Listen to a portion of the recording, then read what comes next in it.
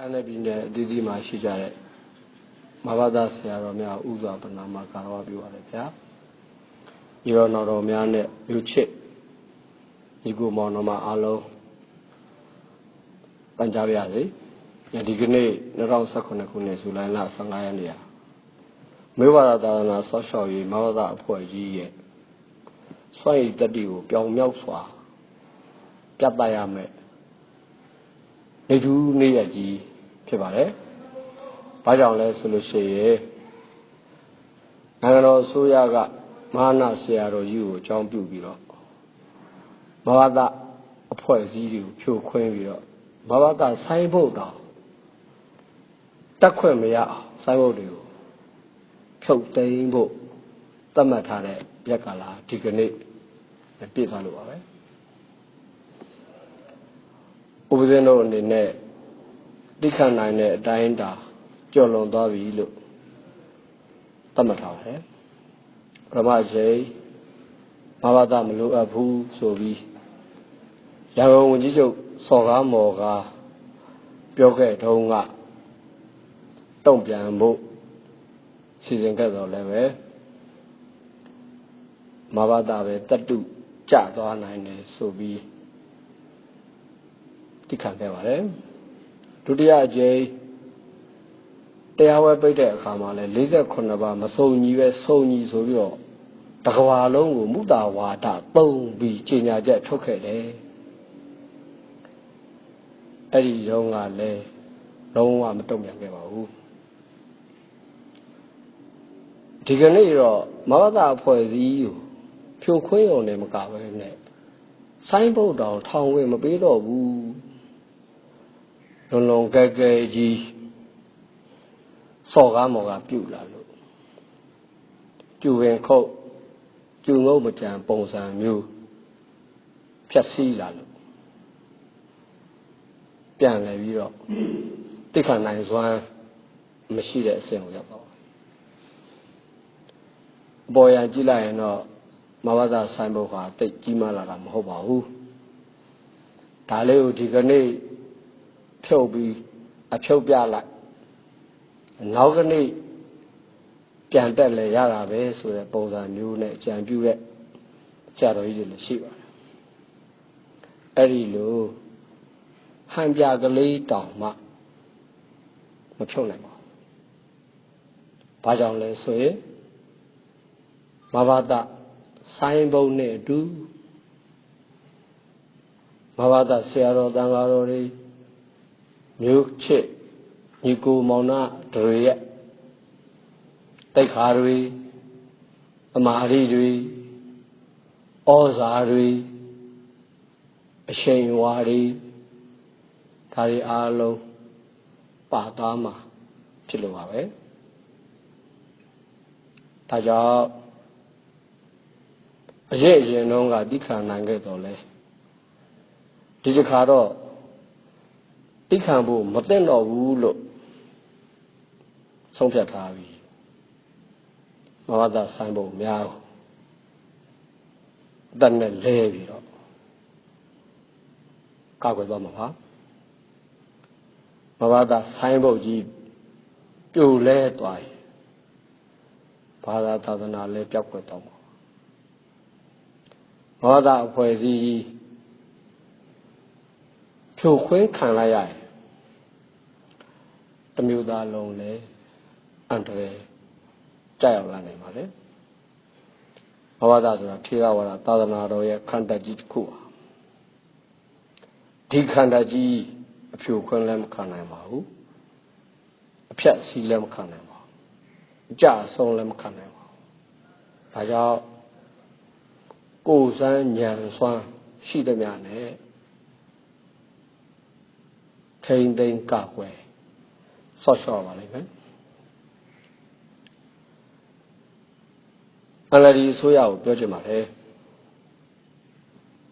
မလုံးနေပေးပြီးပြည်သူစန္ဒတွေကိုရိုက်ခဲ့တယ်ပြည်သူတွေရဲ့မဲဆန္ဒတွေကိုမလုံးနေနဲ့မြှုပ်ဆွဲခဲ့ ဒီကနေ့ဒီNLD ဆိုရဘာမှမဆွမ်းဆောင်နိုင်ဘူးကုန်စည်နှုန်းတွေအရင်အစိုးရထက်ပိုကြီးမားစီးပွားရေးအရင်အစိုးရအောက်အများကြီးထိုးကျသွားငင်းချမ်းရေးနိုဘယ်ဆုရှင်ဆိုတဲ့ပုဂ္ဂိုလ်ကလည်းငင်းချမ်းရေးဆိုတဲ့စကားတစ်ခုရဲ့အတိမ်အနက်နဲ့အနက်အဓိပ္ပာယ်အခုမှနားလေသဘောပေါက်တဲ့အဆင့်မှာပဲရှိသေးဒါကြောင့်ငင်းချမ်းရေးဆိုတာစိတ်ကူးရင်တလောက်မလွယ်ကူဘူးဆိုတာသူဒီကနေ့သိသွားတဲ့နောက်ပိုင်းမှာပြည်သူလူထုကိုရိုးသားသားတင်ပြပြီးတော့ပွင့်လင်းလင်းပဲဝန်ခံလိုက်ပါအဲဒီဆိုရဆက်လက်အုပ်ချုပ်နေသမျှကာလပတ်လုံးတိုင်းပြည်ဟာမြေကြီးအောင်ကျွန်းနေပြီးအဝီစီထိုးကျသွားနိုင်ပါတယ်အရင်ပြည်သူတွေဆင်းရဲခဲ့တယ်ဆိုတာသိမသိတာပါဘာကြောင့်လဲဆင်းရဲတာရှိခဲ့လို့ကုန်စည်နှုန်းကြီးတာတွေဆင်းရဲမှသိမသိရပါစီဝါရေးကြတာတွေဆင်းရဲမှသိမသိရပါသို့တော့ပြီးခဲ့တဲ့အစိုးရလက်ထက်ပွင့်လင်းမြင်သာမှုတွေရှိလားစီဝါရေးတွေတိုးတက်လားကုန်စည်နှုန်းတွေကျလားကုန်ပစ္စည်းတွေပေါ်များလားဒီအခွင့်အလမ်းနဲ့ဒီအကျိုးကျေးဇူးကိုခံစားခဲ့ရပြီးမှဒီကနေ့ NLD အစိုးရလက်ထက်ရောက်တဲ့အခါအဲ့ဒီအခွင့်အရေးတွေအကုန်လုံးဆုံးရှုံးသွားပါတယ်ချမ်းသာပြီးမှဆင်းရဲတာပိုပြီးဆင်းရဲပါတယ်အဲ့ဒီဆင်းရဲမှုဒဏ်ကိုဒီကနေ့ပြည်သူတွေခံနေရပါပြီNLD ဆိုရမနိုင်မနှင်းနဲ့ဒီတိုင်းပဲဆက်သွားမယ်ဆိုရင်ပြည်သူလူတွေဟာဒီထက်ပိုပြီးဆင်းရဲတွင်နှပ်ပါလိမ့်မယ်ဒါကြောင့်ပွင့်လင်းလင်းကိုအသုံးမကျရင်မကျဘူးမစွမ်းနိုင်ရင်မစွမ်းနိုင်ဘူးတိုးတက်အောင်လုပ်မပေးနိုင်ရင်လုပ်မပေးနိုင်ဘူးကုန်စည်နှုန်းမထိန်းနိုင်ရင်မထိန်းနိုင်ဘူးပွင့်လင်းလင်းဝန်ခံပြီးတော့ဟိုးဝန်ကြီးချုပ်ဟောဦးနုလက်ထက်တုန်းကလို့ယူသားသားပဲစွမ်းနိုင်တဲ့သူတွေစွမ်းနိုင်တယ်လို့ထင်ရတဲ့သူတွေစွမ်းနိုင်တယ်လို့ယုံကြည်ရတဲ့သူတွေကိုလွှဲပြောင်းပေးလိုက်ပါအဲ့ဒီလိုသူတစ်ပါးလက်ကိုလွှဲပြောင်းခြင်းမှာလျှက်နဲ့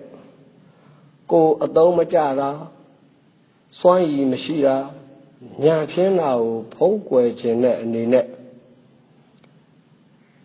မဘာသာဆိုင်ဘုတ်တွေကိုဖြိုချမဘာသာအဖွဲ့အစည်းကိုဖျက်ဆီးတဏှာရလုံးမှာရှိတဲ့တန်ဃာတွေနဲ့ပြည်သူတွေစိတ်မထိန်နိုင်အောင်လုပ်စူပူအောင်ကြတဲ့အခါကျမှအာနာပြန်သိဒီတစ်ခါအာနာသိအဓိကလက်တယ်မဘာသာပဲဆိုပြီးတော့မဘာသာကိုလက်ညှိုးထိုးဖို့ရည်ရွယ်ချက်ရှိတဲ့မဘာသာအဖွဲ့ကြီးကိုနှိမ်နှင်းတာမျိုးတော့လုံးဝမလုပ်သင့်ပါဘူးမဘာသာအဖွဲ့အစည်းကြီးရှိနေလို့တစ်မျိုးသားလုံးအကာအကွယ်ရနေတာပါဘာသာသာသနာအဖြတ်စီးမခံရတာပါမဘာသာအဖွဲ့အစည်းကြီးနဲ့ NLD အစိုးရလဲလို့မရဘူး NLD အစိုးရ နှုတ်ထွက်သွားရင်နှုတ်ထွက်သွားပါမဘာသာကိုတော့လာပြီးရမရှာပါနဲ့မဘာသာဟာအန်လဒီအစိုးရရဲ့အတိုက်ခံမဟုတ်ပါဘူးမဘာသာတမျိုးသားလုံးအစိုးရကြီးမတက်နိုင်တဲ့အခန်းကဏ္ဍကနေကာကွယ်ဆောက်ရှောက်နေတဲ့အဖွဲ့အစည်းပါမဘာသာဟာအစိုးရလုံးဝမကျွမ်းကျင်တဲ့ဘာသာသာသနာကိုကာကွယ်ဆောက်ရှောက်နေတဲ့အဖွဲ့အစည်းပါမဘာသာကိုအပြစ်ပုံချပြီးတရားခံလုပ်ဖို့တော့စိတ်ကူးပါနဲ့ကိုတတ္တိရှိတယ်ထင်ရင်ကိုတတ္တိရှိတယ်လို့ယူဆထားရဲ့ပုံပွင့်လင်းလင်းပြောပြီးရိုးရိုးသားသားအာဏာလွှဲပေးလိုက်ပါမဘာသာကတော့ဒီထက်ပိုပြီးတီးမခံနိုင်တော့ဘူးဝိရတုမစိုးရဲ့